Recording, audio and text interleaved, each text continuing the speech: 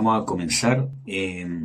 ¿Cómo se llama? Esta idea es continuar con bases para la vida cristiana, ¿cierto? Que es el estudio que partimos con eh, el temor de Dios, el amor y el perdón, la autoridad, la sanidad del alma.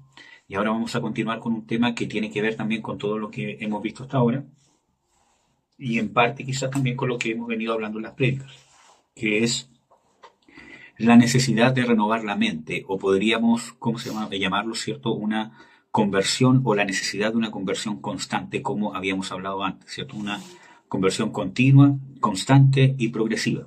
¿Ya?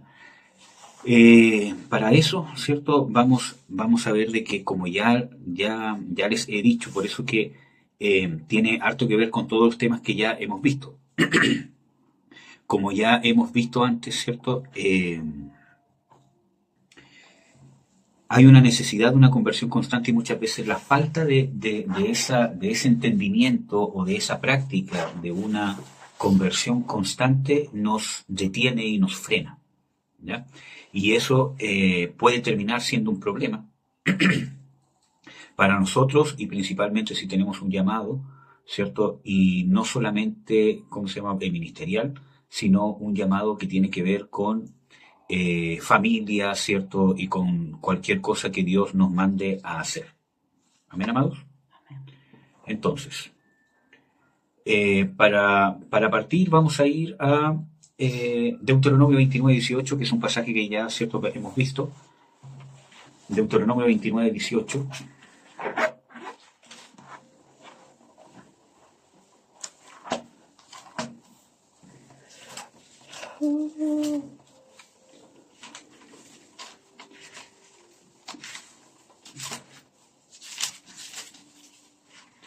Dice: quizás habrá entre vosotros varón o mujer, o familia, o tribu, cuyo corazón se vuelva hoy de con Jehová nuestro Dios por andar a servir a los dioses de aquellas gentes. Quizás habrá en vosotros raíz que eche veneno y ajenjo.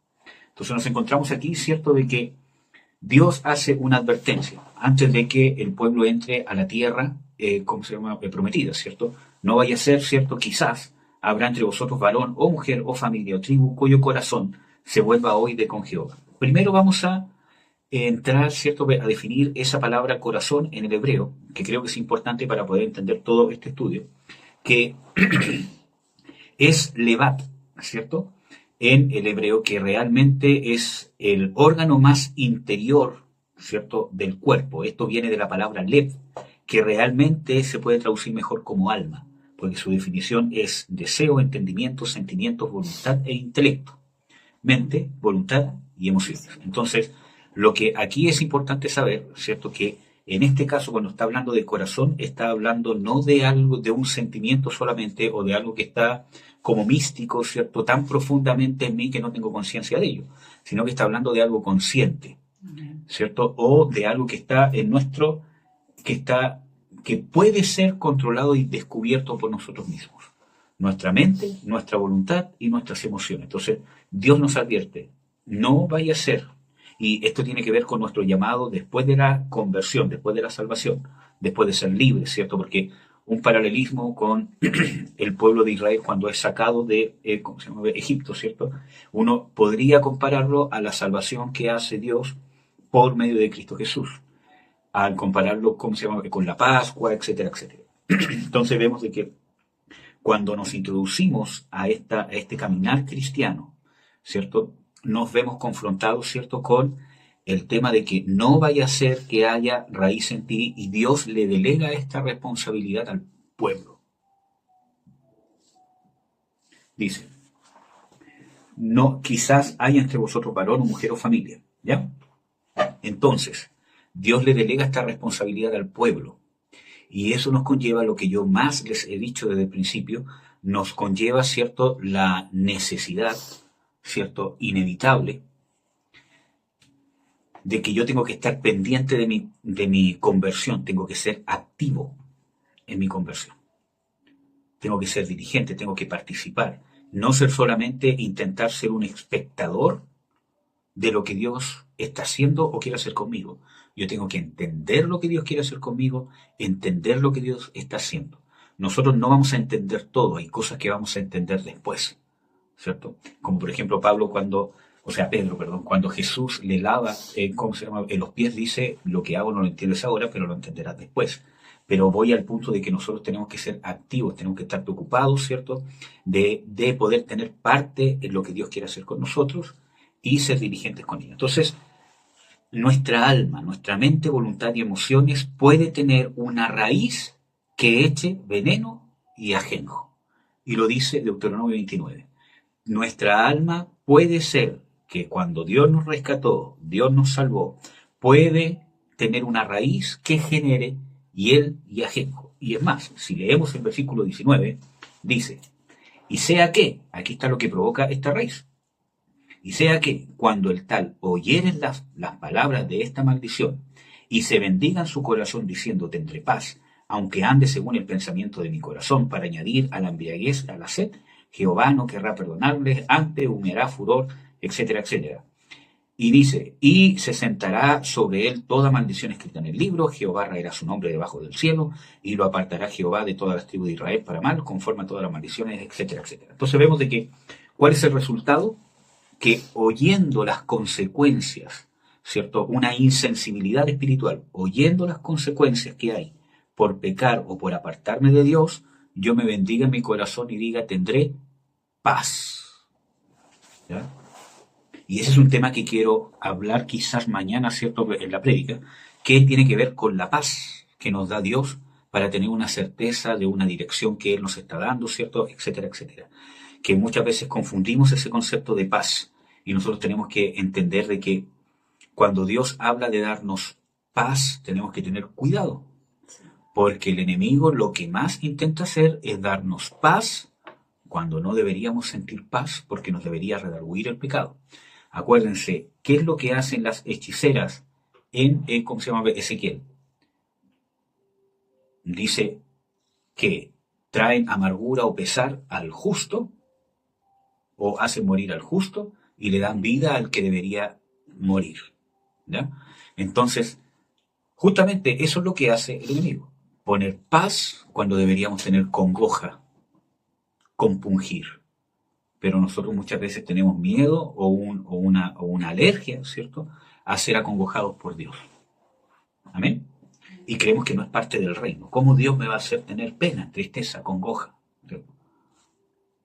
Amén. Y puede ser. Ahora, ¿qué significa esta palabra ajenjo?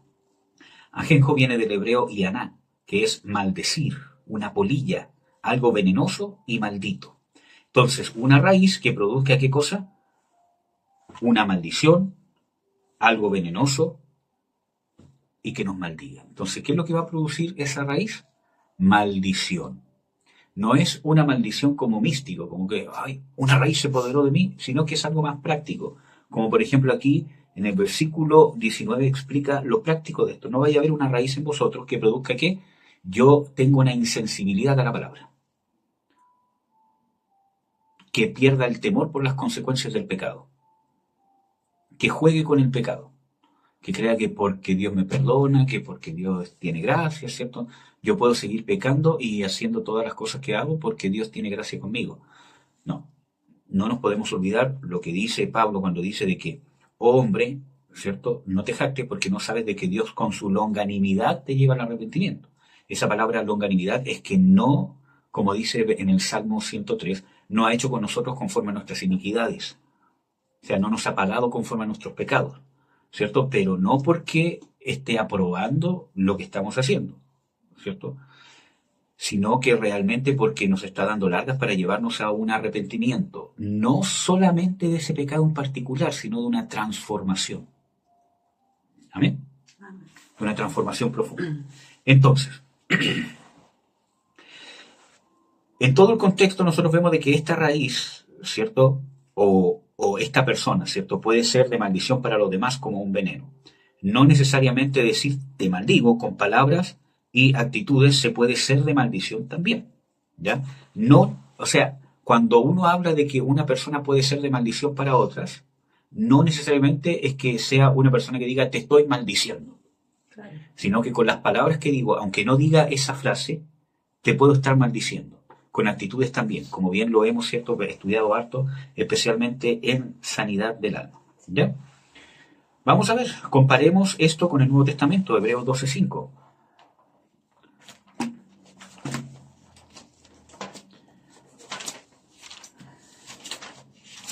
Hebreos 12:5.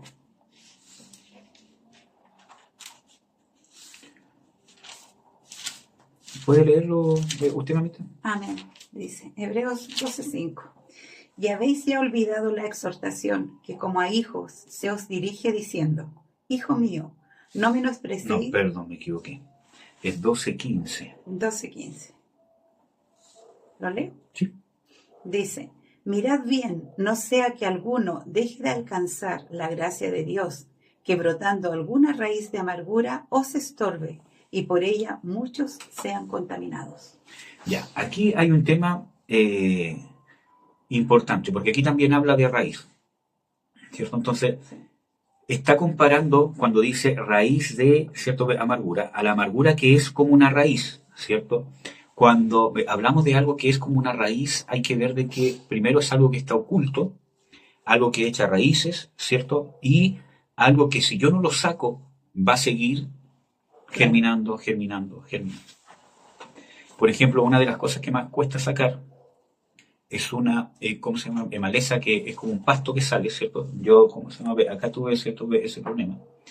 Que independientemente que tú la cortes, es una raíz que se entreteje por abajo de la tierra como una red. Entonces, para poder sacarla, yo tuve que sacar como 5 centímetros de tierra, 10 centímetros, para sacarla completamente. Y aún así quedaron algunas semillas. Entonces, también cuando ¿cómo se llama? Nos cambiamos, ¿cómo se llama?, de casa allá a Villa, ¿cómo se llama?, alemán. alemana, ¿cierto? Habían unos, se llama, espinos, ¿cierto?, con unos troncos gigantes. Y todos los años había que estarlo cortando Claro, porque el tronco estaba enterrado, había raíz y siempre brotaba, brotaba, brotaba independientemente que lo corte. ¿Cuál es el problema? Que muchas veces nosotros tratamos los problemas que tenemos para poder seguir a Dios de corazón cortando las raíces y solamente escarbamos en lo superficial. Por eso que los primeros estudios que vimos fue uno de ellos, la sanidad del alma, tan profundamente. ¿Por qué? Porque hay problemas que van más allá de lo superficial. Entonces muchas veces tenemos amargura y creemos que porque nos sentimos más alegres, nos sentimos más felices, o nos dieron un, ¿cómo se llama?, medicamento, ¿cierto?, con el cual estamos mejor para dormir, o porque logro ahora no, dormir bien, porque tengo ¿cómo se llama?, mejor ánimo que antes, ¿cierto?, o porque estoy más tranquilo con mi propia conciencia, conmigo mismo, etcétera, etcétera. Creo que estoy sano y solo corté raíces, o sea, solo corté ramas. Y eso es lo que no logra hacer la psicología. Porque la psicología no tiene las herramientas para poder sacar una raíz. El hombre no tiene las herramientas para poder sacar una raíz. Porque la raíz tiene que ver con el mal que hay en el hombre, que es el pecado.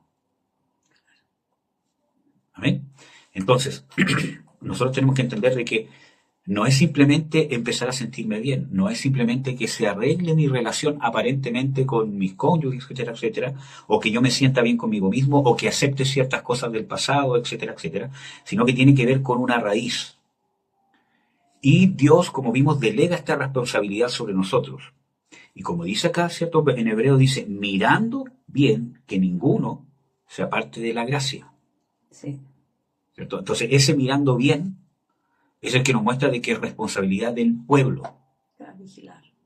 Y no solamente del que está afectado, porque es una responsabilidad individual, ¿cierto? Sino mirando bien, está hablando como pueblo de Dios, mirando bien que ninguno de vosotros. Entonces, para eso está el cuerpo, porque la amargura es un tema muy profundo y muy difícil de tratar, muy difícil de superar y muy complejo. Nuestra mente es muy compleja. Nuestra alma es muy compleja y más encima un alma que está corrompida. Entonces se hace más difícil tratarla. Entonces, más encima nosotros que cargamos nuestras propias trancas, nuestras propias luchas, entonces necesitamos de un cuerpo para poder sacar estas raíces. Entonces vemos de que también habla de una raíz que de cierto, amargura nos hace el mismo llamado, que brotando nos impida o nos limita Aquí dice os estorbe. o se estorbe, pero esta versión dice os impida, nos impide alcanzar los propósitos de Dios. Y cuando hablo de los propósitos de Dios no es ir a las naciones, ser reconocidos, ¿cierto? Y bla, bla, bla, bla, bla. Nos impide hacer la voluntad de Dios, la voluntad perfecta de Dios, la raíz de amargura. ¿Ya? Entonces, tenemos que considerar, ¿cierto?, de que estas raíces tenemos que sacarlas. Para poder ver eso, ¿cierto?, quiero ver la obra que hace Dios sobre nosotros, ¿cierto?, y la obra que tenemos que hacer nosotros complementando lo que Dios está haciendo. Y quiero que esto se pueda, ¿cierto?, entender bien. No es que dependa de nosotros, sino que realmente nosotros tenemos que entender de que nosotros tenemos que ser participantes, tenemos que ser activos, ¿cierto?, en lo que Dios está haciendo con nosotros, tenemos que ser conscientes. Cuando nosotros no somos conscientes de lo que Dios está trabajando en nosotros, es porque somos niños y somos inmaduros. Y no queremos asumir responsabilidades. Cuando hablo de ser consciente de lo que Dios está haciendo conmigo, no es simplemente saber que Dios me quiere tratar o que Dios me quiere cambiar, sino asumir la responsabilidad.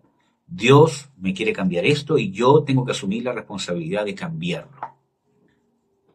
Asumo las consecuencias, asumo el trato y no como algo mágico que Dios va a hacer, sino yo empiezo a tomar decisiones, determinaciones, ¿cierto? Y, ¿cómo se llama?, asumir una postura diferente para lograr el cambio que Dios me demanda, porque Dios demanda cambio. ¿Amén? Un cambio constante, no podemos conformarnos como somos. Dios prueba, investiga o ablementa. Y esa palabra ablementar, ¿cierto?, es prueba que se hace a los metales para fundirlos. Es una palabra hebrea, que es la que vamos a ver ahora, que es bakhan. ¿Ya? Entonces Dios prueba, investiga o ablementa el alma. Vamos a ver el Salmo 7:9. Ahí ocupa esa palabra, ¿cierto?, ablementar, que es bakhan. Salmo 7:9.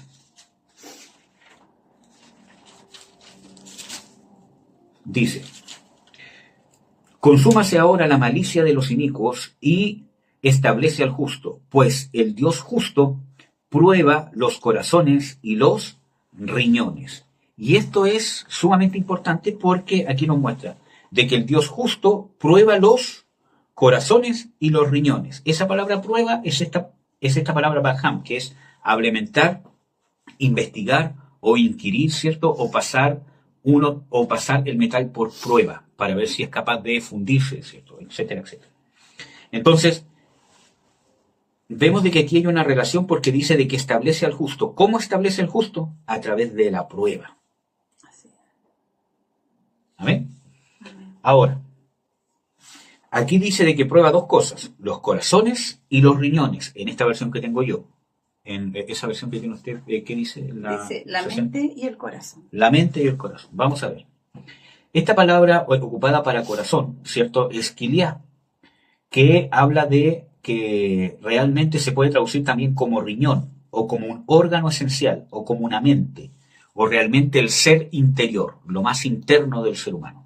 Y la otra palabra que acá está como riñones, y en la versión 960 está como corazón, es libá, que viene de lev también, que es mente, voluntad, ¿cierto?, y emociones, o corazón o alma. Entonces, Dios ablementa, escudriña, investiga, prueba el ser interior, lo más profundo del hombre, y su mente, su voluntad y sus emociones. ¿Amén? Entonces, Dios quiere hacer y hace una prueba, investiga. No es que Dios no sepa lo que hay, sino que a través de la prueba, a través de las circunstancias, Dios constantemente lo saca a flote, porque Dios sabe lo que hay en el hombre. Solo falta que nos enteremos nosotros, o que queramos ver nosotros lo que realmente somos. ¿Ya? Vamos a leer algunos pasajes bíblicos para complementar esto. Jeremías 11:20.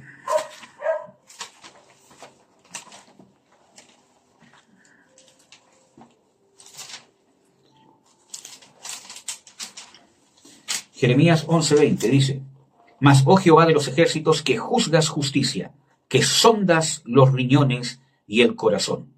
Esa es la palabra justamente bakhan, que pruebas, ablementas la mente o los riñones y el corazón. ¿Ya? Jeremías 17:10 dice: Yo Jehová que escudriño el corazón, que pruebo los riñones, para dar a cada uno según su camino. Entonces, nos encontramos aquí con otra palabra. Dice prueba, que es bakham, pero también dice escudriño. Y esa palabra escudriñar, ¿cierto? Es la palabra hakar, que es penetrar, examinar íntimamente. Entonces, vemos de que Dios aquí se presenta, ojo con esto, yo Jehová, que escudriño, o sea que examino íntimamente, que escarbo hasta lo más profundo, lo más interno, lo más interior del hombre, lo más oculto del hombre, donde se alberga ¿qué cosa? Las raíces.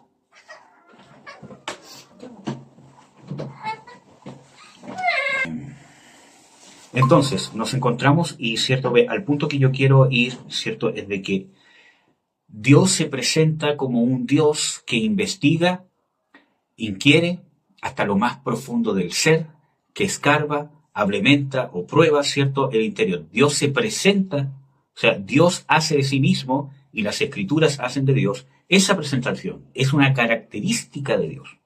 Por lo tanto, si nosotros queremos escapar, cierto, de que Dios nos examine hasta lo más profundo, entonces nos tenemos que buscar otro Dios. Porque el Dios verdadero es así. Esa es su característica. Escudriña, prueba, ablemente, investiga íntimamente lo más oculto que está dentro del ser y del corazón del hombre. O de nosotros. Hablo de hombre como hombre, ¿cómo se llama? Y mujer. ¿Cómo se llama? Obviamente. Entonces tenemos que entender de que Dios tiene esa característica. Por lo tanto, siempre a través de toda circunstancia que nos pase, Dios va a estar escudriñando, sacando y queriendo cambiar cosas más profundas, cada vez más profundas. Esa es una característica de Dios. Eso es lo primero que quería establecer. ¿Ya? Ahora, ¿por qué es necesario que nosotros vivamos este proceso y prueba? En el mismo Jeremías 17 nos vamos a encontrar con la respuesta. Nosotros leímos Jeremías 17:10, ¿cierto? En el versículo anterior, en el versículo 9, nos vamos a encontrar por qué Dios dice que es necesario este proceso de prueba o escudriño del alma y el corazón. Dice, porque engañoso es el corazón más que todas las cosas y perverso, ¿quién lo conocerá? Y aquí nos vemos que cuando dice engañoso, está hablando de chueco, torcido, ¿ya? Y cuando habla de perverso, es que es incurable, que no tiene redención, que no está hablando del corazón como algo físico, sino está hablando de la naturaleza pecaminosa del hombre. Y cuando dice quién lo conocerá, es porque nadie tiene la capacidad de poder encontrar la cura. Por eso que yo les decía, ¿cómo se llama? Al principio, de que la psicología puede ser buena, pero tiene un límite. Porque no puede encontrar la cura del corazón del hombre, que es engañoso y perverso más que todas las cosas. Que dice, ¿quién lo conocerá? Es porque no se puede. Por eso que el versículo siguiente, ¿cierto? En correlación con este dice, yo Jehová. O sea, está diciendo de que Él es el único que puede hacerlo. ¿Cómo lo hace? Que escudriño, ¿cierto? La mente y el corazón. Amén. Entonces, esa es una característica de Dios y nosotros no podemos escapar de ese proceso. ¿Ya? Me vuelve a saltar, ¿cierto? Algunas cosas para ir más bien a la solución. Vamos a ir viendo. Jeremías 31:33. Dice lo siguiente. Dice, mas este es el pacto que haré con la casa de Israel después de aquellos días, dice Jehová. Daré mi ley en sus entrañas y las escribiré en sus corazones, y seré yo a ellos por Dios, y ellos me serán por pueblo. Entonces, aquí hay un tema importante porque aquí nos encontramos con la solución. La primera solución es la palabra de Dios. ¿Qué es lo que Dios pondrá en el corazón o en las entrañas? ¿Cierto? Daré mi ley. Esa palabra, ¿cierto? En el hebreo es Torah. ¿cierto? La palabra de Dios es la que nos va a dar la solución justamente para esta raíz que veíamos, ¿cierto? En el principio, o estas raíces, o este mal, ¿cierto? Que podemos encontrar en nuestro interior que nos puede impedir o estorbar o contaminar o llevar una maldición. ¿Ya? La palabra de Dios. Vamos a ver el Salmo 19, 7 al 13.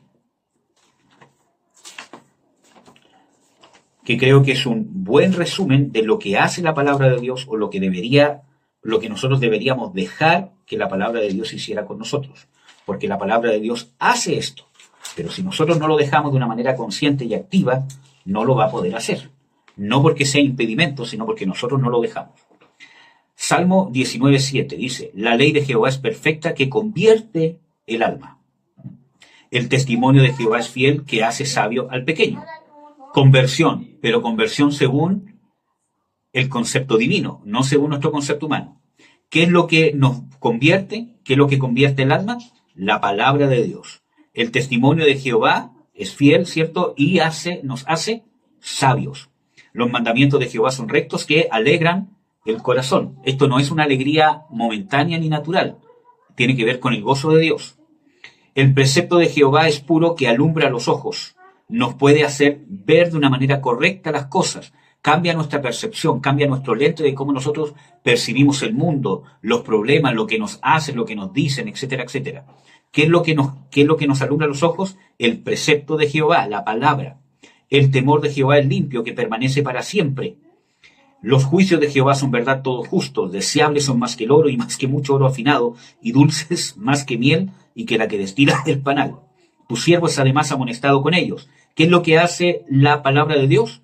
Nos amonesta para que la guardemos, ¿cierto? Nos constriñe, nos confronta. ¿Ya? En guardarlos hay grande galardón. Los errores, ¿quién los entenderá? Y aquí hay un tema importante. Los errores o los pecados, ¿cierto? ¿Quién los entenderá? Nos muestra la imposibilidad del ser humano de darse cuenta de cuáles son los verdaderos errores que tenemos según la percepción y la justicia divina. Hay cosas que son evidentes. Tú sabes que estás mal porque estás en la droga, o porque tienes mal genio, o porque hieres a la gente, etcétera, etcétera. Pero la raíz que lo provoca, lo que necesita ser sacado para que el problema se solucione de raíz y no te impida en tu caminar cristiano, no tenemos esa capacidad, según la justicia divina. Por eso dice los errores, ¿quién los entenderá? Líbrame de los que me son ocultos. Tenemos que admitir de que hay muchas cosas que nos son ocultas. Si no nos empapamos de la palabra de Dios con un corazón que quiere cambiar, que quiere ser transformado y de una manera correcta, si no somos empapados de la palabra de Dios, bañados de la palabra de Dios diariamente, no tenemos esa capacidad. Amén. Porque es la palabra de Dios la que nos puede llevar a eso. Dice: detén asimismo a tu siervo de las soberbias, que no se enseñoreen de mí, entonces seré íntegro y estaré limpio de gran rebelión. Amén. Entonces, nos encontramos de que, volviendo a Jeremías 31, en la solución, ¿cierto? Dice que la primera solución es la palabra de Dios. Dice en Jeremías 31, 33, daré la ley o la palabra, ¿cierto? O la pondré dentro, en sus entrañas o en su mente. Esta palabra que usa ahí, entrañas, es la parte más cercana o más íntima o el centro del ser humano. Podríamos verlo como alma, pero realmente, según el contexto, podríamos decir de que está hablando del espíritu del hombre, el centro del hombre. Dios, como ya todos sabemos, ¿cierto? En primera de Tesalonicenses 5:23, ¿cierto? Es uno de los pasajes que nos muestra de que el hombre creado por Dios es tripartito: espíritu, alma y cuerpo. Y nos damos cuenta por el contexto bíblico de que el espíritu del hombre es lo más profundo del hombre. Pablo lo dice literalmente, ¿cierto? Entonces, esa parte profunda dice: ahí daré mi palabra. Podríamos hacer algo más, un estudio más profundo de esto, de que Jesús es el Logos, es ¿cómo se llama? La palabra, ¿cierto? Y que es, ¿cierto? El Espíritu Santo, ¿cierto? Es el que logra darnos el rema, ¿cierto? Porque una palabra escrita con el poder del Espíritu Santo se transforma en un rema. Entonces, de ahí nace la palabra del Espíritu. Porque ahí está depositada, ahí vive Dios, ahí está el Espíritu Santo. ¿Ya? Por lo tanto, esa palabra que está depositada en nosotros es la herramienta que tenemos para poder salir de esta condición, para poder echar fuera estas raíces. Entonces Dios lo pone en nuestras entrañas, dice, y las escribiré o las grabaré en sus corazones. Y esa palabra corazón sí es alma. Y ojo con este detalle de que dice, las daré o las pondré en sus entrañas. Quiero volver a Jeremías para que nos demos cuenta de ese detalle. Porque está hablando del pacto que haré con ellos. Nosotros sabemos de que la Biblia nos enseña de que está hablando del pacto en Jesucristo. 17. Y aunque podemos hablar de que esto es para el pueblo de Israel desde cierto punto de vista, pero es el pacto que cae sobre todos nosotros. Acuérdense que por causa del pacto que Dios hizo con Abraham, llega salvación a todos nosotros. Acuérdense que el pacto que Dios hizo, dijo, y en ti serán benditas todas las naciones. ¿Ya? O en tu simiente, que es Jesús, serán benditas todas las naciones. Entonces, volviendo a Jeremías 17, a Jeremías 31, no 17, 31. 31-33, ¿cierto? Nos encontramos que dice, mas ese es el pacto que haré con la casa de Israel, después de aquellos días, dice Jehová, daré mi ley en sus entrañas. Aquí está hablando de darlo. Ya vimos que entrañas es lo más profundo que podríamos nosotros fácilmente interpretarlo como el Espíritu. Ahí es dado, Dios lo dio. Eso lo hizo el Señor Jesucristo, lo hace el Espíritu Santo cuando aplica el sacrificio del Señor Jesucristo sobre nuestras vidas y nacemos de nuevo. Ahí está el potencial de tener la efectividad de la palabra de Dios sobre nuestras vidas. Está depositado en nuestro espíritu, pero no necesariamente en nuestra alma. Amén. Después dice, las daré mi ley en sus entrañas y las escribiré en sus corazones. Y esa palabra corazones es alma. Y esa palabra escribir, ¿cierto? Está hablando de grabar y podríamos nosotros, de cierta manera, ¿cierto?, poder verlo como el nuevo nacimiento y el proceso de transformación y regeneración. Que es que Dios, a través de las pruebas, a través de hacernos madurar, a través de todo lo que vivimos, quiere trasladar lo que ya dio por gracia que está en el espíritu al alma. Escribirlas en el alma. Están dadas en el espíritu, pero ahora se tienen que escribir en el corazón o en el alma. Y ese es el proceso al cual somos llamados. Por eso que este estudio se llama la necesidad de cambiar la mente o de renovar la mente. ¿Ya? De esa manera podemos realmente nosotros ser pueblo de Dios. ¿Ya? Ahora nos vamos a ir al grueso del tema y nos vamos a ir a Romanos 12.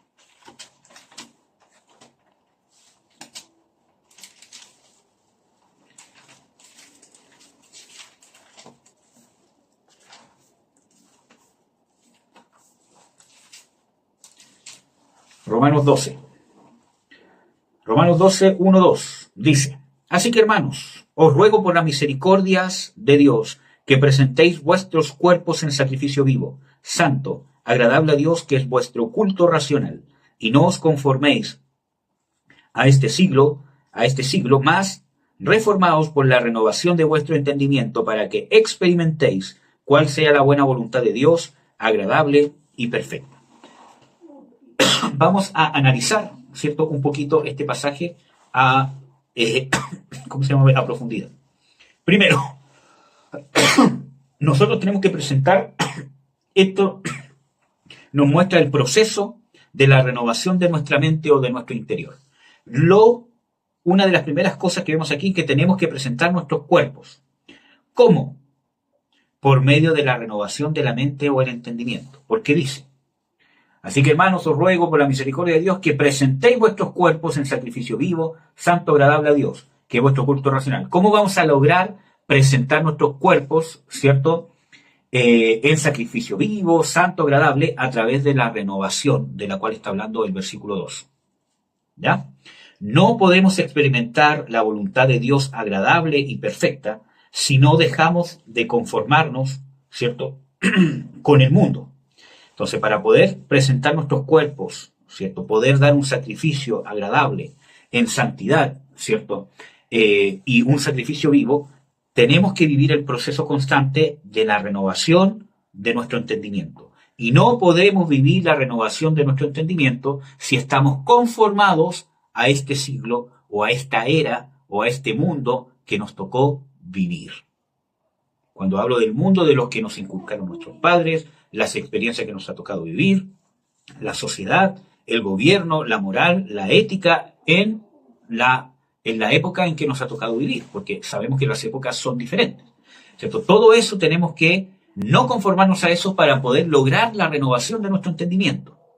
Mientras estemos conformados a este siglo, a esta era, a este mundo, que no necesariamente tiene que ver con las fiestas, con la parranda, con la droga, ¿cierto? Es todo eso, pero no solamente es eso, sino es cómo fuimos enseñados, cómo fuimos educados, cómo nos educó el mundo, las experiencias de la vida, nuestros procesos mentales, cómo analizamos, cómo razonamos. Eso necesita ser cambiado.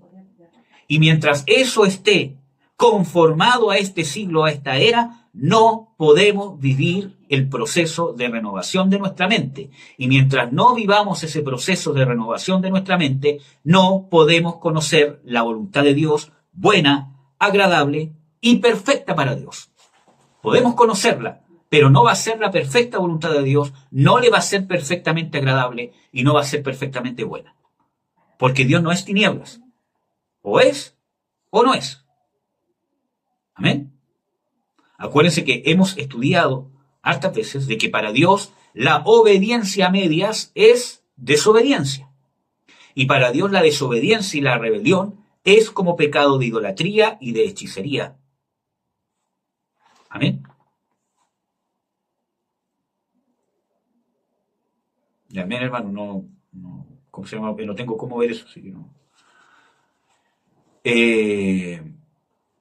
Entonces, es como pecado de idolatría y de hechicería, ¿verdad? Y hemos hablado harto del ejemplo de Saúl, ¿cierto? Entonces, vamos a analizar el versículo 2. ¿Qué dice primero con respecto al mundo? Dice, no os conforméis o no nos hagamos a la semejanza. Esa palabra conforméis que usa ahí en el griego, ¿cierto? Es sugematizo, que significa formar o una forma parecida o conformarse al mismo patrón. Amén. O sea, yo adopto el patrón de la era que me tocó vivir. Porque muchas veces en el cristianismo hemos pensado de que el mundo es droga, alcohol, sexo, lujuria, ¿cierto? Fiestas, y mientras no esté, ¿cierto? En esas cosas, ¿cierto? Aparentemente estoy lejos del mundo. Pero no necesariamente es eso. O sea, es eso, pero es más profundo que eso. Es conformarnos a esta era que nos tocó vivir. Por eso que en esta presentación de este, estudio, ¿cierto? Hemos estado viendo de que realmente nos encontramos con que el cambio de Dios es profundo. Tiene esa característica de que Dios es el que escudriña, el que prueba los corazones. Amén. Entonces, ese escudriñar, esa prueba, es lo que nos lleva justamente a poder conocer la buena voluntad de Dios, agradable y perfecta. Amén, hermanos. Entonces, cuando dice no os conforméis, es no tomar la forma, no tomar el mismo patrón de ser papá, de ser hijo. Y cuando hablamos del mismo patrón es, por ejemplo, muchas veces yo, ¿cierto?, he tenido heridas en mi infancia, fracasos en el matrimonio, con amigos, con jefes, y empiezo a adoptar un patrón conforme a las heridas y empiezo a tomar ciertas actitudes humanas, ¿cierto?, como resguardándome para que no me hieran otra vez, por ejemplo. Y esas experiencias me van enseñando o moldeando cómo soy. Eso también es tomarme o conformarme a esta era, porque estoy tomando herramientas de manera natural y limitada. Obviamente que las experiencias nos van a enseñar, pero yo necesito dejar que obre también el Espíritu Santo. Amén.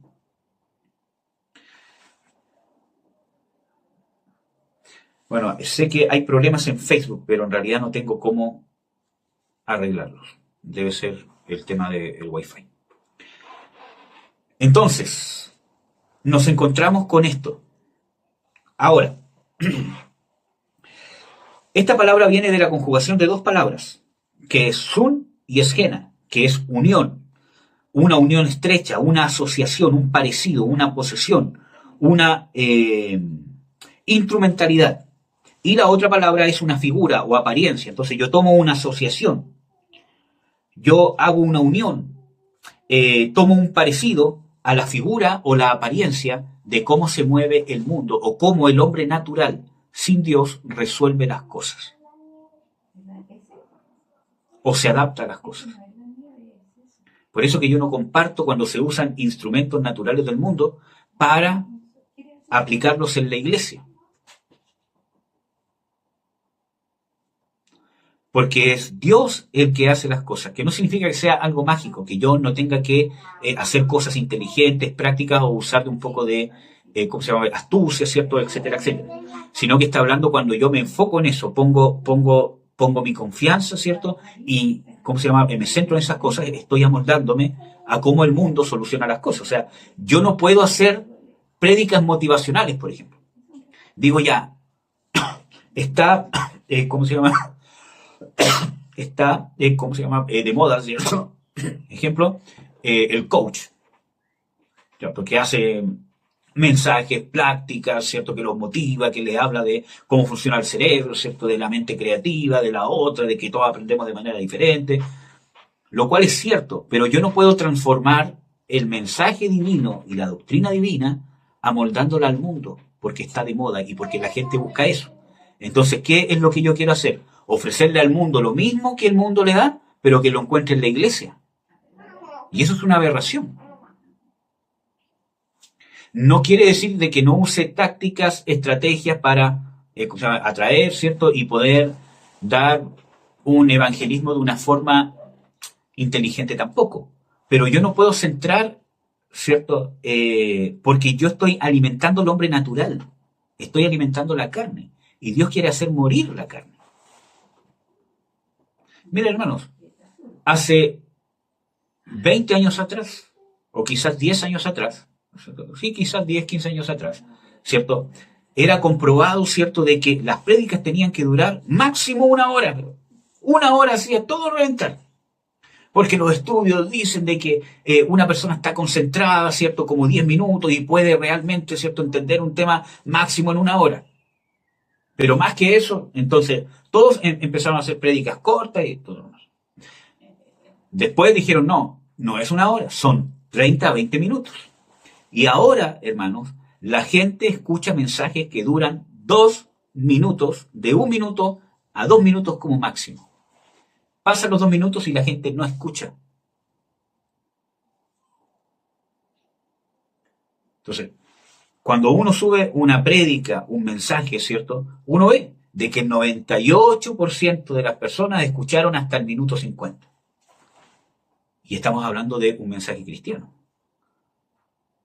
Ahora, ¿cómo vemos que eso es falso?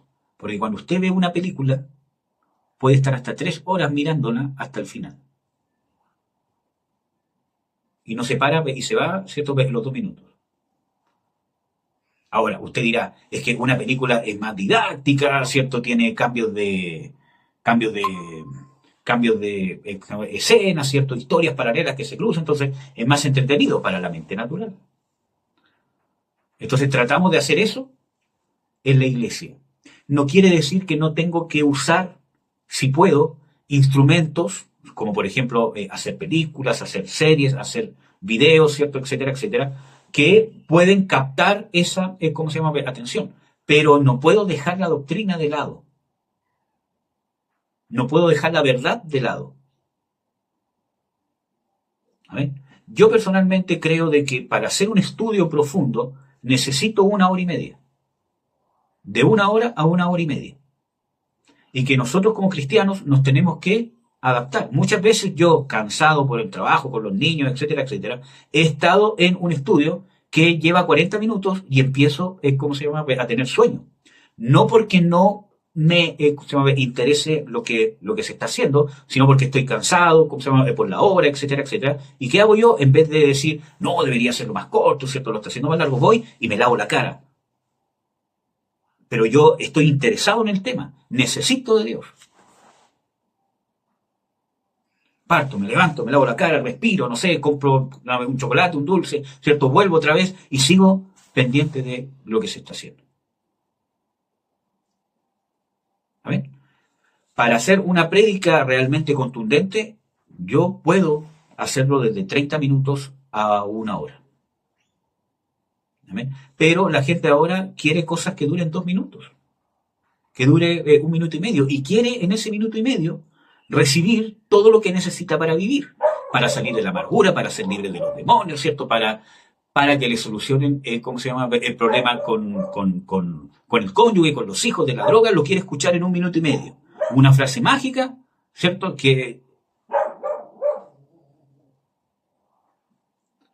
O en 1 hora y media. ¿Amén? Entonces, nosotros tenemos que entender, hermanos, de que necesitamos un cambio. Y nosotros llegamos al cristianismo conformados a este mundo. Y eso es relevante. Métaselo en la cabeza. Usted llega al cristianismo conformado a este mundo, a la semejanza de este mundo, asociado a este mundo. Y el nuevo nacimiento no quita su alma de este mundo. Su espíritu sí, porque le da vida. Y usted ahora Dios habita en usted. Pero desde que Dios habita en usted empieza un proceso de despegarse del mundo, desamoldarse del mundo, de las malas costumbres que el mundo nos ha dado, la mala enseñanza que el mundo nos ha dado. Y no es que usted mire, es que es culpa de mi mamá, que es culpa de mi papá, que fue abandonado, que no me miraron, que no me abrazaron mucho cuando chico. No es eso, no es que busque culpables, es que busque causas para asumir su responsabilidad. Ya, yo tuve este problema en la infancia, este problema en el matrimonio, ya, ¿y ahora qué hago con esto? Me siento y digo, no, es que es culpa de mi mamá, por eso soy así. Es culpa de mi papá, por eso soy así. Dios nos manda a asumir una responsabilidad y ahí se ve la madurez. Yo tengo un caso muy cercano que por un mal consejo de un pastor que no me preguntó a mí en qué proceso estaba cierta persona, ¿cierto? Y él, ¿cómo se llama? Él le dijo, ¿cómo se llama? A la persona le dijo, vive tu proceso. Y ahí está esa persona en el mundo, pecando, revolcándose con el pecado, porque un pastor le dijo que tenía que vivir su proceso. En parte, ¿cierto? Que no es culpa de el pastor tampoco, sino que es culpa de, ¿cómo se llama?, el corazón de la persona que ama el pecado. Pero como representante de la iglesia se lo justificó. Entonces, nosotros vemos de que nosotros necesitamos, ¿cierto?, realmente desacoplarnos del mundo, destrabarnos del mundo y sacar esa imagen y entender que tenemos, ¿cierto?, esa imagen en nosotros. Y esto se tiene que deshacer. Amén. Nosotros nos tenemos que deshacer de la imagen del mundo. Amén. ¿Cómo nos deshacemos de eso? A través de la transformación. Dice, estamos en Romanos 12:2. No os conforméis a este siglo, más reformados. O sea, nos muestra la contraparte. Y ese más es lo que no queremos hacer, ¿ya? Y esa palabra dice más, reformaos, independientemente de cómo esté en su, ¿cómo se llama?, versión, ¿cierto? Esa palabra es metamorfo en el griego, que es transformar, es una metamorfosis, una transformación de algo a otra cosa diferente. Por ejemplo, el cambio en los animales que hacen una metamorfosis no solo varía la forma, sino también su función y, ¿cierto?, en el género de vida. Por ejemplo, una mariposa, que todos sabemos que es una, ¿cómo se llama?, oruga, ¿cierto? Su metamorfosis es porque todos sus órganos son disueltos, todo se disuelve, sus órganos, todo lo que es, y queda una especie de líquido, y se empieza a hacer de nuevo. No hay nada que se mantenga. Todo se disuelve y se hace de nuevo. Ese es el proceso de la metamorfosis que tenemos que hacer en Cristo Jesús. No es algo mágico porque aquí es algo que nos demanda a nosotros. Dios nos dio vida nueva, nos dio la posibilidad. Mire, que Dios esté habitando en usted, que usted haya nacido de nuevo, que tenga un hombre espiritual dentro de usted, le da la posibilidad potencial de alcanzar la metamorfosis. ¿Amén? Entonces, para esa metamorfosis necesito dos cosas. Deshacerme lo que soy, todo lo que viene de esta era, este siglo, y empezar a formar algo completamente nuevo.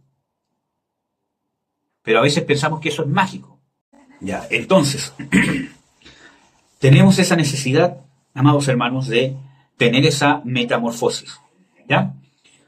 Creo que es cierto, un ejemplo de esto, cierto, uno lo puede ver, por ejemplo, un cambio químico son procesos en los que cambia la naturaleza de las sustancias, además de formarse otras nuevas.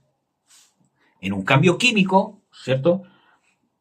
Hay un cambio de la naturaleza de las sustancias y además se forman unas nuevas. ¿Ya? Eso se llama un cambio químico. Un cambio químico es cuando una mezcla de dos sustancias no las puedo volver a separar.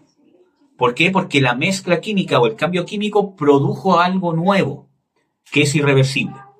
En cambio, un cambio físico no cambia la naturaleza de las sustancias ni se forman otras nuevas. Por ejemplo, un cambio físico,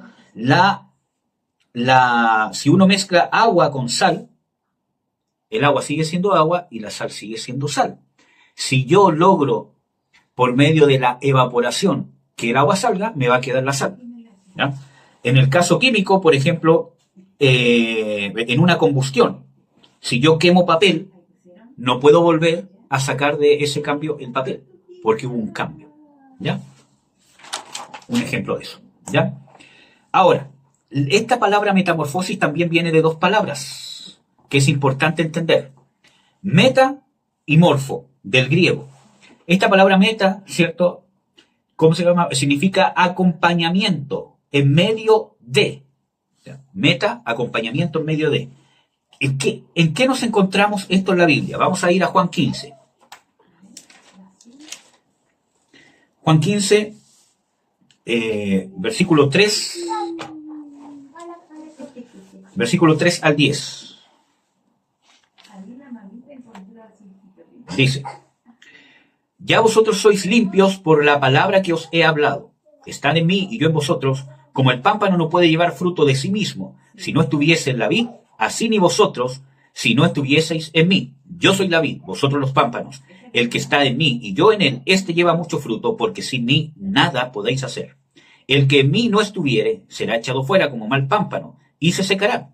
Y los recogen y los echan en el fuego y arden. Si estuviereis en mí y mis palabras estuvieren en vosotros, pedid lo que quisiereis y os será hecho. En esto es glorificado mi Padre, en que llevéis mucho fruto y seáis así mis discípulos. Como el Padre me amó, también yo os he amado. Estad en mi amor. Si guardareis mis mandamientos, estaréis en mi amor, como yo también he guardado los mandamientos de mi Padre y estoy en su amor. ¿Amén? Vamos a analizar un poquito esto. Primero, este acompañamiento es estar en medio de, y esto tiene que ver con lo que dice el Señor Jesucristo de que estar en mí. Entonces, esta palabra metamorfo es estar en medio de, estar en Cristo. ¿Cómo estamos en Cristo? Primero, ser limpios por la palabra, como ya habíamos visto en Jeremías 30. Primero, ser limpios por la palabra. Después dice, estar en mí, estar en mi amor, guardar mis mandamientos. Eso es estar en Cristo. Ser limpios por la palabra, estar en Él, estar en su amor y guardar su palabra. Estar en Él no es algo místico. Yo estoy en Cristo porque voy todos los días al culto, ¿cierto? Porque estoy en la iglesia. Estar en Él es un acuerdo. Estoy en su moral, estoy siguiéndolo, estoy escuchándolo, estoy investigando, estoy descubriendo cada día más qué es lo que Jesucristo quiere de mí. Porque como ya les he dicho, en el reino soy un súbdito del rey, que es Jesús. Amén. Vamos a ver. También significa esta palabra meta, ¿cierto? Asociación, sucesión, ¿cierto? De estar con alguien, participar, tener una proximidad, una transferencia o una secuencia. Eso es lo que tenemos que hacer con el Señor Jesucristo. Ahora nos vamos a ir a la otra parte de la palabra, que es morfo, que viene de moldear, dar forma, ajustar las partes o crear una naturaleza, como la sustancia, la base. Entonces, esta transformación de nuestro entendimiento, o esta metamorfosis de nuestro entendimiento, es un estar, una unidad, estar en medio de un acompañamiento, un seguimiento, el seguir a Cristo para que nos dé forma, nos dé una sustancia, nos dé una base, nos dé, ¿cierto?, un pilar, una forma, una naturaleza de la cual va a brotar lo que es del reino.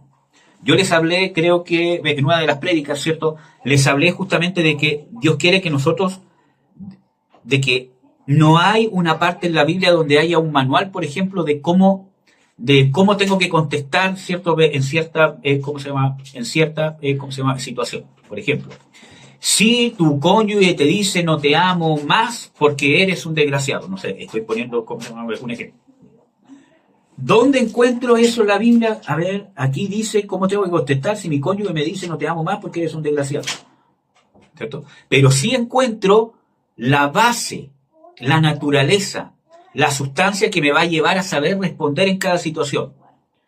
Por ejemplo, amar a vuestros enemigos, poner la otra, mejilla, ¿cierto? No paguéis mal por mal, ¿cierto? O cuando Jesús era maldecido no respondía con maldición, sino que encomendaba la causa al que juzga justamente, etcétera, etcétera. Entonces, todas esas enseñanzas nos dan una plataforma, porque esas enseñanzas tienen que cambiar mi esencia. Entonces, como cambia mi esencia la palabra de Dios, yo doy una palabra conforme a esa doctrina. ¿Amén? Y esa es la metamorfosis. Porque esto no se está refiriendo a la salvación o al momento en que usted es salvo. Porque Pablo en Romanos 12 no le está hablando a mundanos para que se conviertan. Que diga, salgan del mundo, ¿cierto? Y hagan una metamorfosis para que se conviertan al Señor. Le está hablando a la iglesia convertida. No os conforméis a este mundo.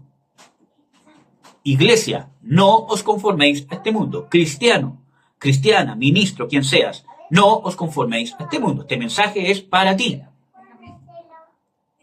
Más bien, metamorfo vuestro entendimiento. ¿Amén?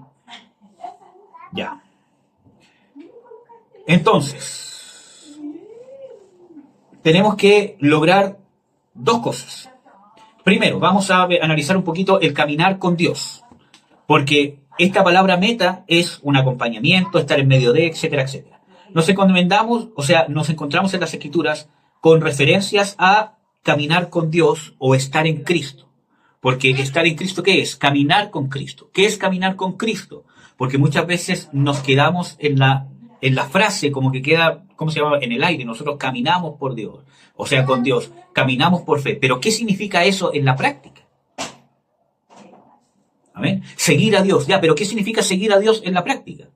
Amarlo a Él. Ya, pero ¿qué significa amar a Dios en la práctica? Poner a Él en primer lugar. Pero ¿qué significa en la práctica poner a Dios en primer lugar? ¿Cómo lo hago? ¿Cómo lo aplico a mi vida personal? A mi interior. ¿Amén?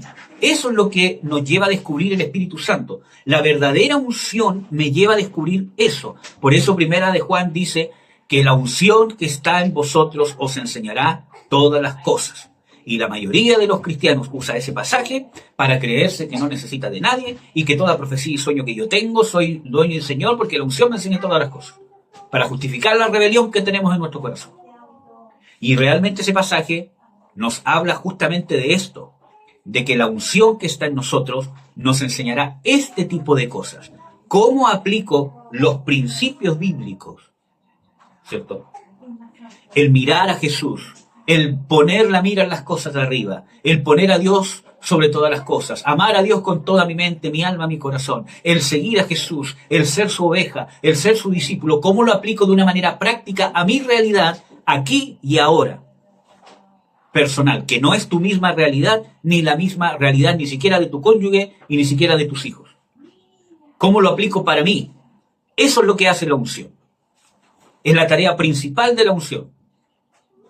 Si la unción no logra hacer eso en nosotros, ¿cómo esperamos tener unción para ser ministros? Predicar, profetizar, enseñar. Si la base de la unción nosotros no dejamos que Dios lo haga. Detengámonos mejor, tomemos una pausa, tomemos un respiro y dejemos de que el Espíritu Santo haga lo que está interesado realmente en hacer. Amén. Entonces, ¿qué significa caminar con Dios? Usted dirá, el caminar con Dios es caminar por fe, pero vuelvo a preguntar, ¿cómo camina por fe? Creyendo en Dios. ¿Cómo cree en Dios de una manera práctica? Amén. Hay gente que confía en el horóscopo, en las estrellas, en los brujos, y también tiene esa creencia. Se entrega de lleno a eso. ¿Qué nos diferencia entonces? Porque tiene que haber una diferencia entre lo verdadero y lo falso. Pero a veces somos lo mismo, pero con otro apellido. Amén.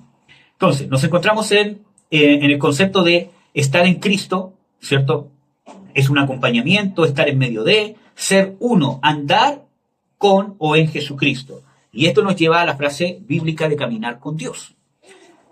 En Génesis 5, 21, 24 nos encontramos con que Enoc caminó con Dios. Y eso significa que para donde Dios iba, él iba. Lo acompañaba. Obviamente no físicamente. No es que él estaba viendo, Dios se fue al Medio Oriente, me voy para allá. Dios se fue a la iglesia de más allá, me voy para allá. Dios se fue a... Eso llega a ser hasta, ¿cómo se llama? Ridículo, ¿cierto? Entonces, no es algo físico, sino es hacia donde se inclina el corazón de Dios, se inclina el mío. Lo que quiere Dios, lo quiero yo. Lo que hace Dios, lo hago yo.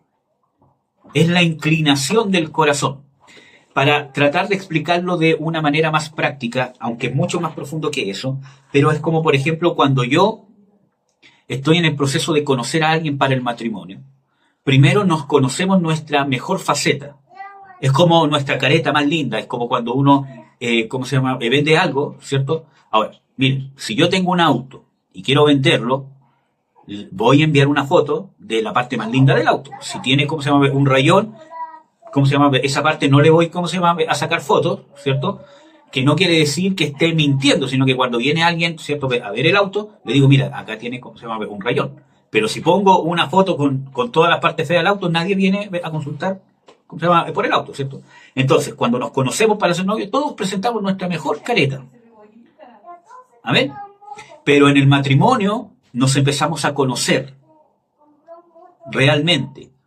Realmente en el matrimonio, realmente nos empezamos, ¿cierto?, a conocer, y no solamente desde una parte, negativa, ¿cierto? Ahí te empiezo a conocer de verdad, sino que realmente nos empezamos a conocer y en la oportunidad de conocernos más profundamente. Por ejemplo, yo con mi esposa empecé a aprender cuáles eran sus gustos, ¿cierto? Incluso algunas cosas que no me gustaban, como el helado de, el lúcuma, me empezaron a gustar al estar tiempo con ella. ¿Ya? ¿Cuánto más con Dios? Nosotros tenemos que conocer a Dios y saber hacia dónde se inclina su corazón. Usted dirá también, pero ¿cómo lo hacemos en la práctica? Bueno, eso se hace a través de un cambio. Por ejemplo, Dios dice no matarás, no mentirás, no adulterarás, no fornicarás. Y entre otras palabras, eso incluye no ver pornografía, ¿cierto? Y todas las inmundicias que conlleva eso, masturbación, etcétera, etcétera. Entonces, ahora, yo puedo llegar a un punto que es el punto que vimos muy profundamente, ¿cierto?, en el temor de Dios, que es realmente, ¿cierto?, el temor de Dios. Yo puedo llegar a un punto de conocer las cosas que Dios aborrece. Incluso puedo llegar a no hacerlas, porque sé de que a Dios no le agradan esas cosas. Puedo conocer las cosas que a Dios le agradan y hacerlas para agradar a Dios, porque sé que a Dios le agradan.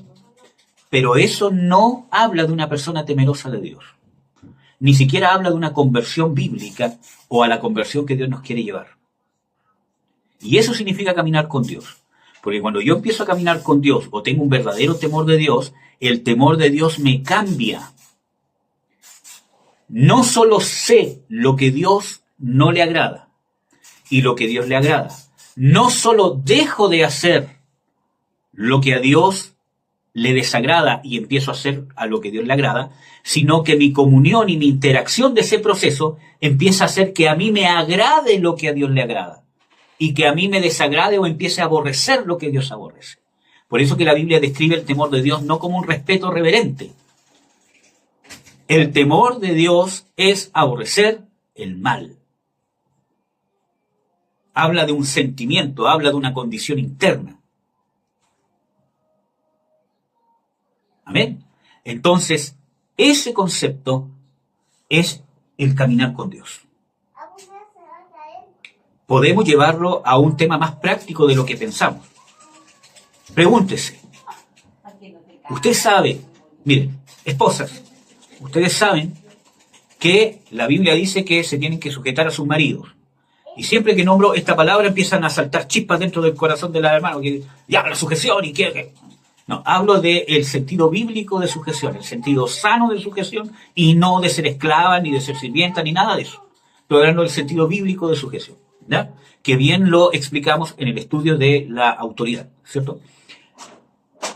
Pero usted sabe que tiene que hacerlo, porque sabe que eso es lo que Dios manda.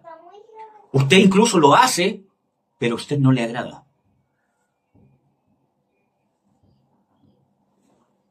Hermanos, esposos, incluyéndome a mí, nosotros sabemos de que la Biblia dice que tenemos que amar a nuestras mujeres, ¿cierto? Sabemos que eso le agrada a Dios.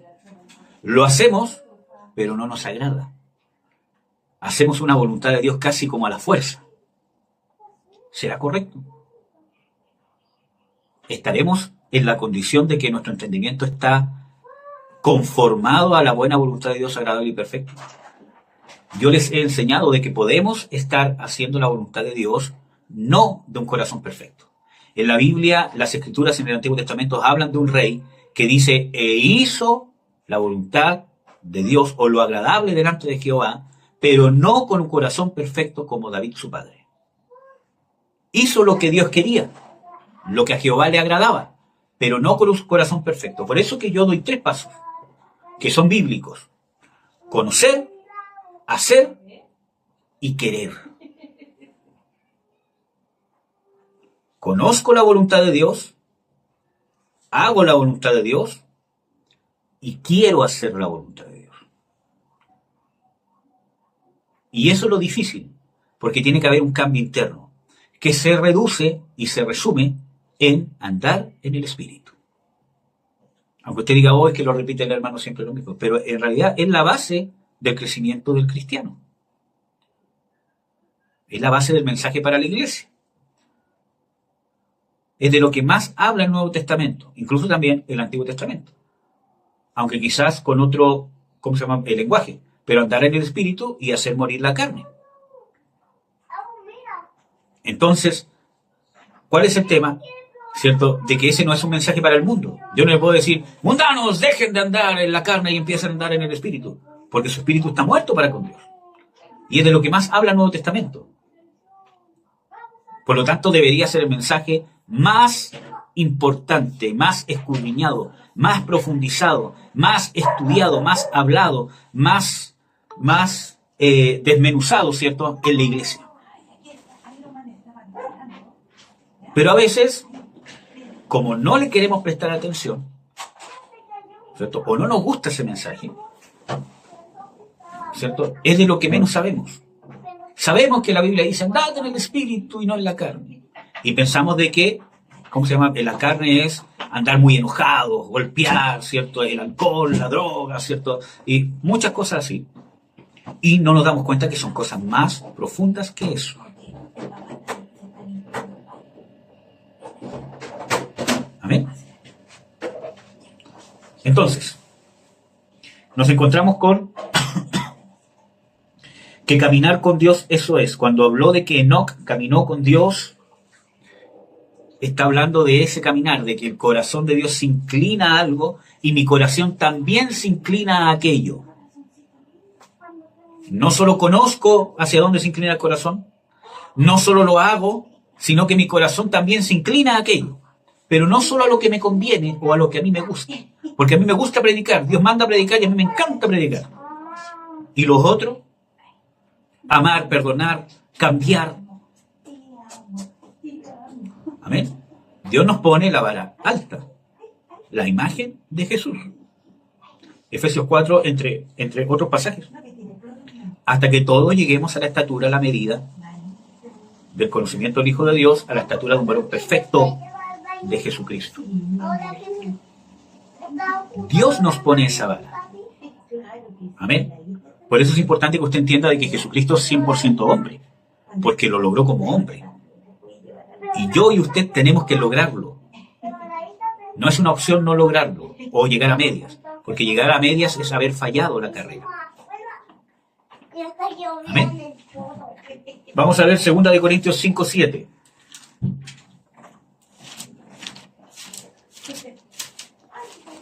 Segunda de Corintios 5:7.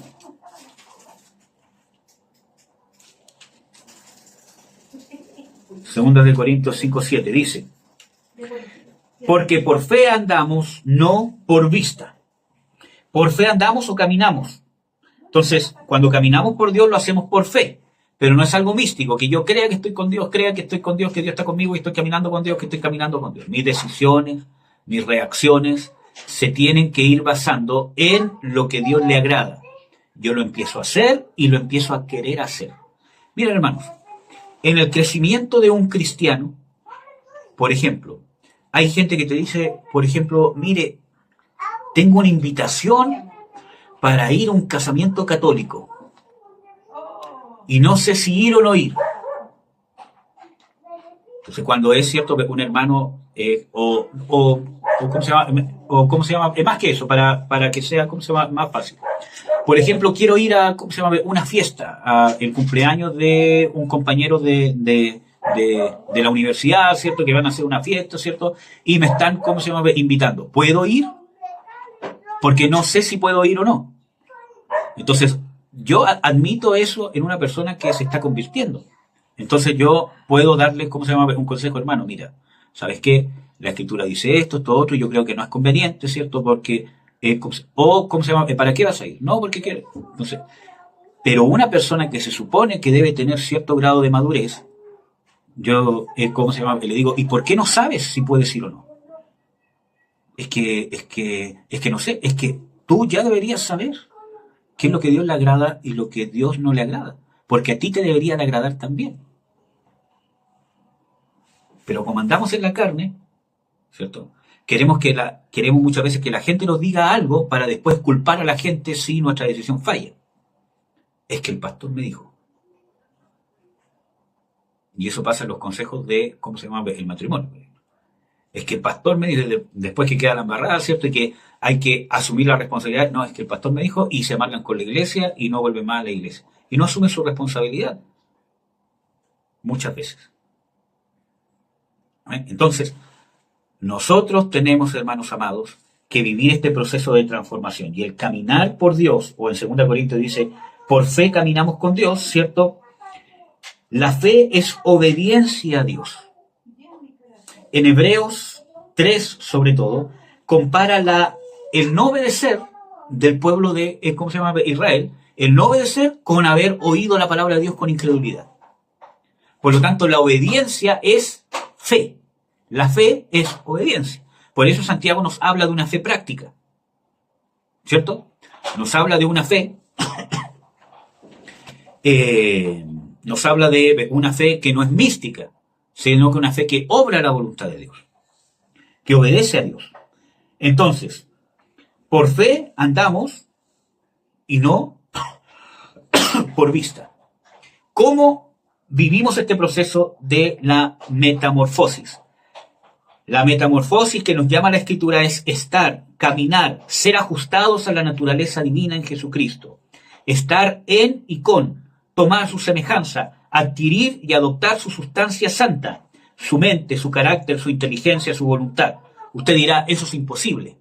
No, eso, hermano, dejemos de ver todo eso como imposible. Es que solo Dios es perfecto, sí, pero las Escrituras dicen que nos ha hecho perfectos en Cristo Jesús. Entonces, esa perfección se debe empezar a exteriorizar. No que usted quiera ser perfecto como Dios, porque desde un punto de vista de cualidad divina, solo Dios es perfecto. Pero dice la Escritura que Dios nos hizo perfectos en Cristo Jesús para siempre. Entonces, lo que está en su espíritu, el milagro que ha hecho Dios de poner esta nueva criatura a la imagen del que la creó, necesita empezar a ejercer influencias consciente sobre su mente, su voluntad y sus emociones. Amén. Su voluntad es querer. ¿Cómo usted puede ver de que el Espíritu está influenciando sobre su querer? Cuando usted empieza a querer hacer lo que Dios quiere y empieza a no querer hacer lo que Dios no quiere. Ya no es simplemente que usted diga, quiero hacer esto. ¿Será agradable para Dios o no? Que está bien, es parte del proceso. Pero tiene que llegar una influencia de relación con Dios en la prueba, en la dificultad, en el arrepentimiento, en yo estar dispuesto a examinarme a mí mismo, etcétera, etcétera. En sujetarme a Dios, a sus autoridades delegadas, ¿cierto? Donde mi corazón se inclina. Yo ahora deseo hacer lo que Dios desea hacer. Ejemplo, yo deseo estar en paz con mi cónyuge. Yo deseo amar. Yo deseo perdonar. Ejemplo, me cuesta perdonar porque hay una herida profunda. Pero quiero llegar. Es un anhelo, es una meta innata, está dentro de mí. Quiero perdonar. Entonces eso no me permite tener descanso y guardar ese rencor. Porque deseo deshacerme de esto. Porque no me gusta, porque me inquieta. No es solamente que yo diga, tengo que perdonar, tengo que perdonar, tengo que perdonar. Es que Dios me demanda perdonar, pero si no estuviese esa demanda, yo no perdonaría. Sino que simplemente me justificaría. Pero cuando hay un cambio de naturaleza, hay un deseo, que no quiere decir que no tenga la lucha. Que no sea un proceso largo quizás, dependiendo de cuán profunda es una herida, ¿cierto? Pero hay un deseo, no hay algo que tiene que estar encima, porque es algo que sale de adentro. Por ejemplo, con el perdón. Pero también, ¿cierto?, cómo amar a mi cónyuge, cómo respetar a mi marido, cómo amar, a mi esposa. Hay un deseo interno de querer hacerlo, por lo tanto, cuando sé de que no lo estoy haciendo bien, no es que, es que Dios me dice que tengo que respetarlo, es que Dios me dice que la tengo que amar, es que Dios me... Sino que hay algo que está adentro, sale de adentro, yo quiero hacerlo, deseo hacerlo. Sé que no puedo porque tengo este impedimento, por lo tanto, ahí empieza a haber una transformación. Porque ese es el motor que me lleva al cambio. Lo otro es externo. Y eso se logra a través de empaparme de la palabra de Dios. Nosotros ya vimos de que lo primero que Dios hace para cambiar es pondré mi palabra en sus corazones y las escribiré en sus corazones. En Romanos 12 estamos hablando de renovar nuestro entendimiento para conocer cuál sea la voluntad de Dios. Empaparme de la palabra de Dios, pero no solamente teológicamente, no solamente naturalmente, sino empaparla, hacerla mía, hacerla mi verdad, descubrirla, escudriñarla, amarla. Como vimos en el Salmo 19:7, es la palabra de Dios la que convierte el alma.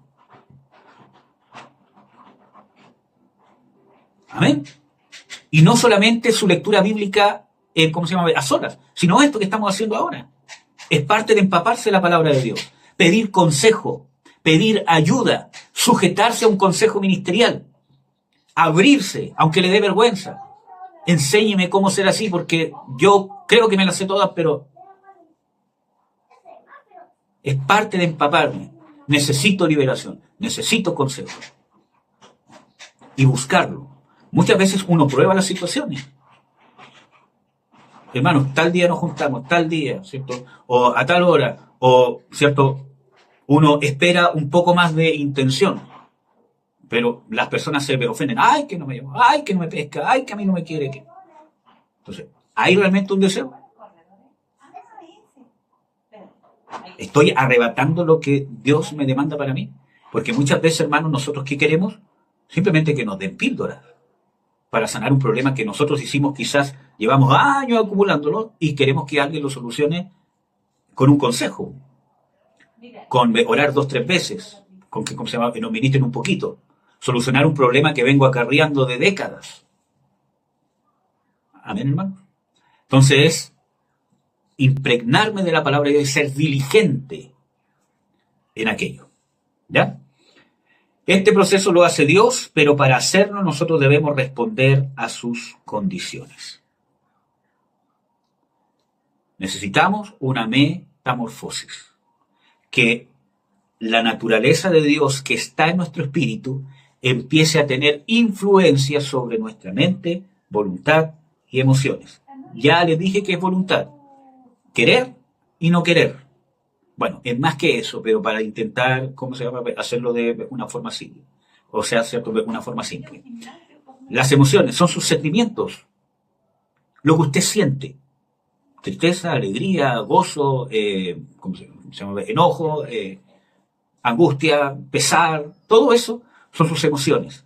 Que sus emociones empiecen a ser las emociones de Dios. Que no es que usted las imite. Por ejemplo, Jesús.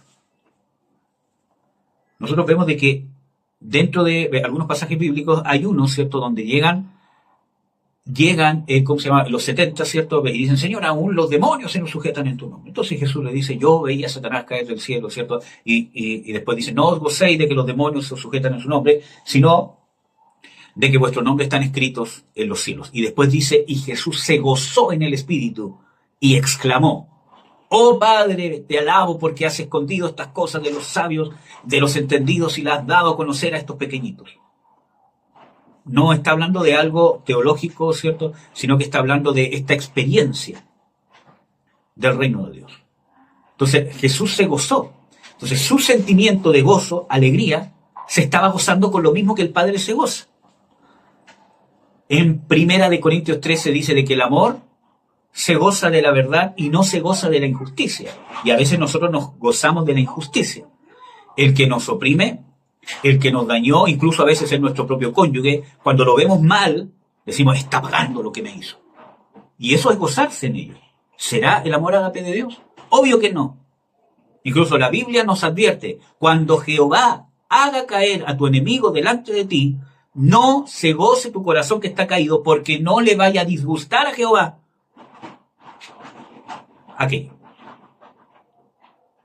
Y muchas veces nosotros nos gozamos en esas cosas. Creemos que Dios es nuestro vengador, ¿cierto? Y a veces lo hacemos con supuestamente la persona que más deberíamos amar. O con nuestro padre, nuestra madre. Por eso quedó sola. Por eso quedó solo. Nos estamos gozando en una injusticia. No es que sea injusto lo que le está pasando. Nosotros vemos de que la palabra de Dios dice de que Jehová se duele del castigo. ¿O no? Con Nínive, Jonás, Dios estaba determinado y en el futuro ciertamente castigó a Nínive.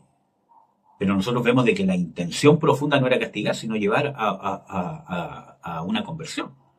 Y vemos ahí algo que sale de, creo que de lo más profundo del corazón del Padre. Cuando dice, y no tendré yo misericordia aquí, de más de, creo que dice 120.000 personas, ¿cierto?, que no saben distinguir entre su mano izquierda y su mano, ¿cómo se llama?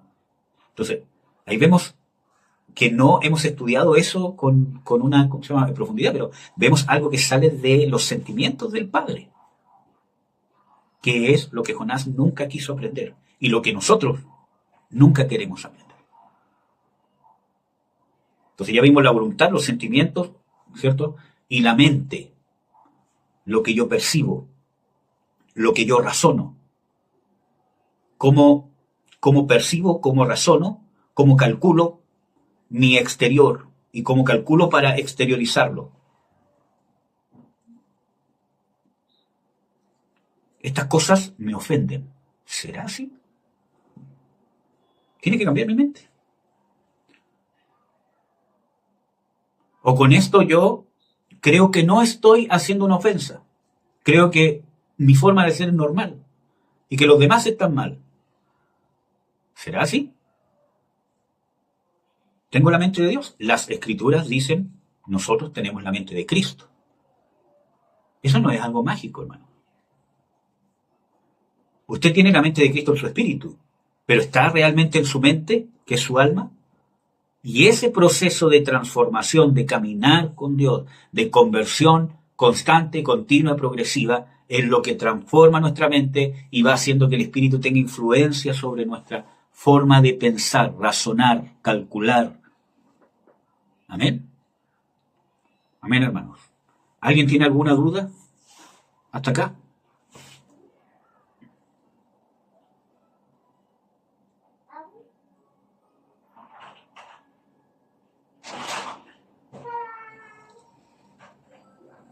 Vamos a orar.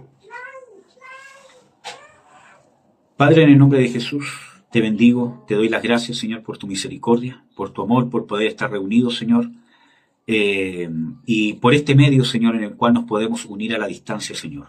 Y nos das la facilidad de poder estar reunidos juntos, Señor, estudiando tu palabra, Señor, y creciendo.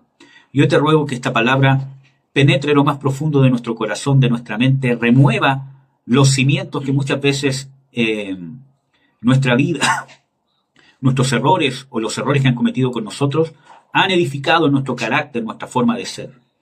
Te ruego, Señor, que sean removidos, incluyéndome, Señor, y que podamos, Señor, avanzar, crecer, realmente vivir una metamorfosis, Señor, caminar contigo, adquirir tu naturaleza, no de una manera del nuevo nacimiento, sino que la naturaleza que está en nosotros empiece a apropiarse o podamos nosotros apropiarnos de ella para nuestra alma. En el nombre de Jesús, bendigo a cada uno de mis hermanos conectados, cada uno de mis hermanos que quizás van a ver esta grabación después. Que la bendición de Dios esté sobre cada uno de nosotros, nuestras casas, nuestro matrimonio, nuestra familia, Señor, nuestra salud, nuestras finanzas.